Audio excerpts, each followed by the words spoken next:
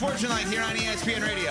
ESPN2, we are presented by Progressive Insurance, and you can be a part of Unsportsmanlike Nation on the Dr. Pepper call-in line at 888-SAY-ESPN. That's 888-729-3776. ESPN Nation presented by Dr. Pepper. It's not college football season without the delicious taste of an ice-cold Dr. Pepper. College football, it's a pepper thing. Along with Michelle Smallman, Evan Cohen with you. CC off today. 6 NFL head coaching openings, including the Vegas Raiders, who we'll get to in a second. You've got coaches out like Raheem Morris in Atlanta, Kevin Stefanski in Cleveland, Jonathan Gannon in Arizona, Pete Carroll in Vegas all yesterday, and of course the Giants and Titans had openings prior to that. Good morning, Smalls. Good morning, Evan. How are you this morning on a Tuesday? I'm good on a Tuesday. Yes, I am doing well. It is weird that we get so excited about this topic of conversation, the coaching carousel, knowing how many people lost jobs. So I do feel badly about that part of it. And we never take a moment, and this is to Adam Schefter's credit.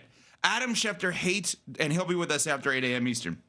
He hates speculating on this because of what we just said. All these people lose jobs. All these families are going to have to relocate. Yes, there's tons of money involved. And yes, that is the trade-off of, hey, would you be willing to make millions in order to move a couple of times over? Yes, of course, understood. But sometimes you'd rather make a little less just to stay in one spot. So let's acknowledge that before we dive into all of the juicy NFL rumors here today. I'm really glad that you said that, Ev, because I was thinking about this yesterday because obviously sports fans, they want their team to win. And if the desired results aren't there, what do? They pull a Nuno and they say, we need to have a conversation about X coach, or they want that coach or GM fired because they want their team to be good. But we obviously have a different vantage point of this because we know people in the industry. We see how tough these jobs are. And it's not only picking up and moving your family, it's time away from your family. It's pouring your life into this organization and into this quest to build something of relevance and to build something that's a winning product. And even if that doesn't happen, you are putting in a lot of effort and you are uprooting your life and your family and taking time away from your family for this. And we never want to celebrate people losing their jobs. Totally agree. Period. Next sentence. Right. We have to discuss the fact that there are major stories in the NFL, including in Vegas yesterday, where Pete Carroll, after one season with the Raiders, was let go. Now, let's discuss this one season. He was 3-14. Pete Carroll has literally never been this bad. Ever. Ever, ever, ever. Like, we think back to this 1 year with the Jets, and like they weren't that good. They were 6-10. They were 6-10. Right? He hasn't been fired since '94. Right. Oh no, he's not as good. He didn't have a great run with the Patriots. That's why they moved on from. I mean, it was 10-6, 9-7, 8-8. That in today's day and age maybe gets you a fourth year. Well, not in today's day and age. You maybe not get a second year with the way. Raheem Morris? Yeah. Okay, maybe bad example. But the point is that's not 27-21 is fine. And then in Seattle, we know how great he was, right? Went to a Super Bowl, won a Super Bowl, went to another one. Phenomenal there. USC was as dominant as any college program ever. He was, and they were horrific this year. And this is very much out of character for Pete Carroll. So one side of it could be, well, they should have given him another year so he can look like every other year in his career. The other side of it is he's in his 70s. There was no hope this year. They had to make a decision to move on, which is what they did. Now, who is the they involved here, right? John Spytek is their general manager. He played at Michigan with Tom Brady, who's a part owner of the team. Spytek, their GM, in announcing the termination of Pete Carroll yesterday, was asked whether or not he expects Tom Brady to be around the building to make a new decision on a head coach. I have a great relationship with Tom. We're in constant communication daily, and whether he's in the building or not, our conversations are very much similar. So I always love seeing him. He's one of somebody I've learned a lot from every time I've had a chance to sit in a room with him. But we've had a lot of great phone conversations as well. Avoid the answer, obviously. I know a lot of people. Nuno, you mentioned our producer, is very down on Brady as an owner of a team, and I think a lot of people have every right to be. The Raiders stunk this year. He decides he pushes for Pete Carroll. Yeah. He pushes for Geno over Sam Darnold. None of it works out. That said, what did you think of Brady as a broadcaster in year one? Not great. What do you think of him in year two? Much improved. What did you think of Brady as a player in year one? All right. He didn't play. You were thinking about winning a Super Bowl. His year one, most people forget, he never played. Well, I was thinking about winning a Super Bowl, but with stuff attached and asterisks. Oh God, I didn't even think about what I was doing there. God, I forgot it's the Rams, and bad example to use with you. It's much easier to win a game when you have the other team's players. The point is, shouldn't we have some faith that Tom Brady's going to improve when everything he does in life, he works on improvement? So you don't have any faith that they can get this right with the Raiders? Because I do. That's because you're a Tom Brady truther. And I understand why. Because what data points has he given you that he fails at anything? None.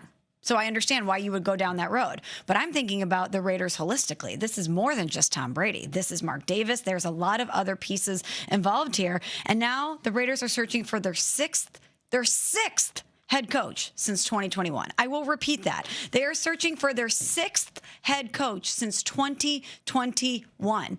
That is the definition of dysfunction. That is the definition of volatility. And I'm hoping that Tom Brady does improve. I'm hoping that Tom Brady can come in and identify the person that will be the voice needed in order to help get this organization on the right path.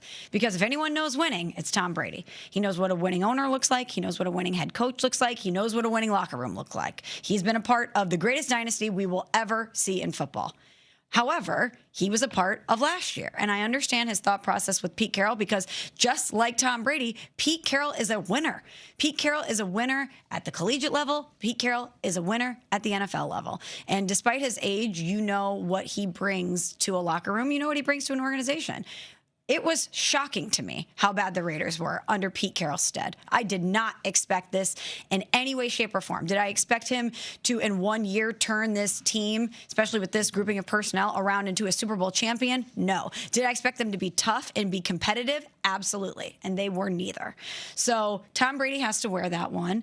And even though I want to put faith in him and his ability to improve and be excellent at everything that he does, I also have no faith in Mark Davis and the Raiders as a whole to get this right. And I understand that. I do understand that. And the 6 coaches in 5 years, 6 years, whatever it is obviously a disaster. I just think that they are going to have a way to get this right because they have the number 1 pick. And if we believe Mendoza from Indiana is the real deal, and he is obviously a superb from what we see character guy, leading an organization. Not that Gino's not, but he's a young guy, right? If you're bringing in a fresh face, he seems like a very good one to start with. And I feel like I can reason with the idea that, okay, so if I have Mendoza, I have Ashton Genty, running back. I have Brock Bowers, arguably the best tight end in the sport. I got something there to build upon. Is it perfect? No. Now, who coaches them? That's where it gets interesting. Our teammate, Rich Eisen, noon until 3 Eastern here on ESPN Radio, every single day, host of The Rich Eisen Show, had a suggestion for the Raiders as to who they should hire. If I'm Mark Davis, the first person I call, and I understand this would be out of the ordinary, and I understand I might be stirring something up that doesn't exist, but I want to find out. I find out the phone number of Curt Cignetti, and I call him up, and I say, listen, I don't mean to disturb you, but I've Googled your work. I don't know if you're aware, but we hold the first overall pick in the draft. And you've got a Heisman Mendoza quarterback that we're kind of interested in. And I don't know if you're interested in this pro game, but do you want to move to Las Vegas, Nevada, and be still coaching your superb individual human being and quarterback in Fernando Mendoza? Do you want to do that? What do you think of that idea from Rich? I like the thought process. If you're going to bring in Mendoza and hope that he transforms your franchise, not a bad idea to also bring in his coach, who obviously extracted the very best out of him. We're seeing an unbelievable season from Fernando Mendoza right now at Indiana. And I like the attitude of Curt Cignetti. I like his toughness. I think he would fit with what the Raiders are trying to build just from a culture standpoint. But he's never done it at the NFL level. So is that really what you want to do? Even though, you know, with this specific quarterback, he's had a tremendous amount of success. It's still a small sample size. And I don't know.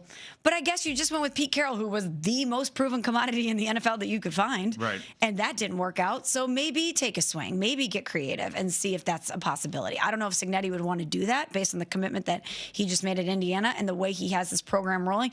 They're just getting started at Indiana right now. I mean, based on what he did last year and potentially winning a national championship this year, he could be building something sustainable there in this new landscape of college football. So I don't know if that would be attractive to him, but I like Rich's idea of giving him a call and seeing what it could look like. Conceptually, I like the idea. The reason I wouldn't do it is because of the quarterback. I'm not bringing a college coach and quarterback together to the NFL because now you have a teacher's pet scenario. And I don't. I learned this a while ago, and I didn't understand it at the time, and then I kind of started to understand it. It's a weird example, but Norm Chow was the offensive coordinator at USC for Pete Carroll, and then went to the Titans. And they had a top pick in the draft. They had third pick in the draft, and Matt Leinart was like the hottest quarterback out there. And I'm like, oh, well, this is obvious. He's going to take his guy that he worked with, and they took Vince Young.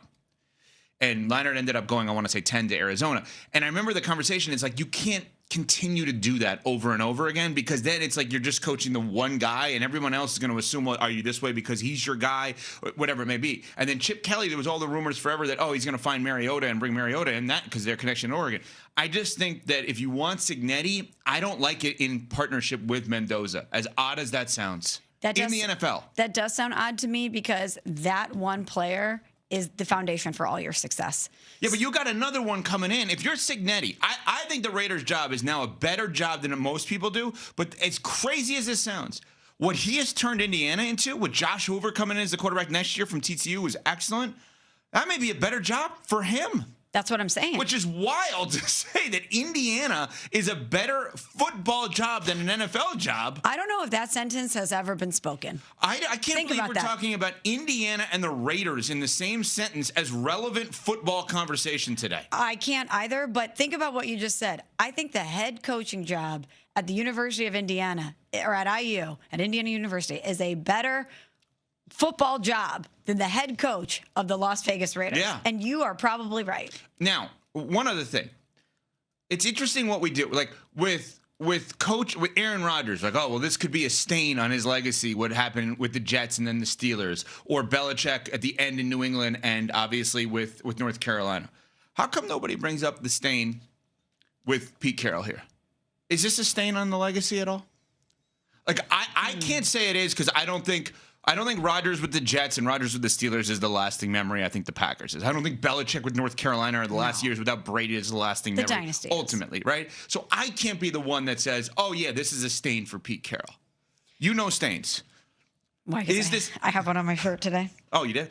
Is this a stain for Pete Carroll? No. I don't think so either. It's 1 year. It was at the end of his career. He came back to do it. And I think the Raiders and the dysfunction that they've had, again, sixth coach since 2021, it's more a reflection on the state of the Las Vegas Raiders holistically than it is on Pete Carroll, in my opinion. I totally agree. I feel like 10 years from now, we'll be like, wait, do you remember Pete Carroll coached the Raiders? 100%. When was that? It's going to be a footnote. Who was on that team? We'll never remember this. It sounds like a trivia question 10 years from now. Right. What Hall of Fame coach that won a title in the pros and college also coached the Raiders for 1 year? I'm telling you right now, 10 years from now, I won't get the answer to that. But I will say this. I think it is a warning sign to some of these coaches, because this is their lifestyle. This is what satiates them. It's hard for them to walk away from the game. To see what happened with Belichick and Pete Carroll, sometimes you should just ride off into the sunset, and sometimes maybe you should think twice before coming back. All right, coming up.